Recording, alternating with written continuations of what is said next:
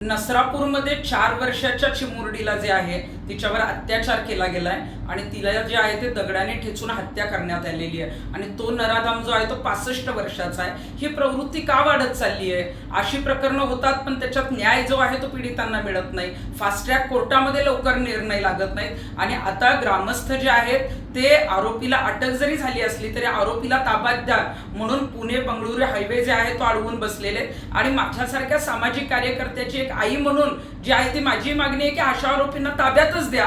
कारण ज्या पद्धतीनं हे कृत्य केलेलं आहे, जी 4 वर्षाची चिमुरडी जिला काही कळत नाही, बोलता येत नाही, तिला या गोष्टी माहीत नाहीत आणि तिच्याबरोबर अशा पद्धतीची घटना होते, याच्यामध्ये ताबडतोब जे आहे ते आरोपींना शिक्षा होणं गरजेचं आहे। आणि आजच मिसिंग लिंकचं उद्घाटन झालंय। मुख्यमंत्री साहेब, मिसिंग लिंकचं उद्घाटन झालं परंतु महिलांची सुरक्षितता कुठंतरी राज्यात आता मिसिंग आहे। तुम्ही म्हणताय की कनेक्टिंग जे आहे ते लिंक त्याला म्हटलं पाहिजे, पण अशीच कनेक्टिंग एखादी योजना किंवा कायदे जे आहेत ते कनेक्टिंग जे आहे ते तातडीनं कसे निकाल लागतील असे करा, तरच आमच्या या मुली सुरक्षित होतील। या पीडितेला न्याय मिळाला पाहिजे, अन्यथा आम्हाला सुद्धा रस्त्यावर उतरावं लागेल।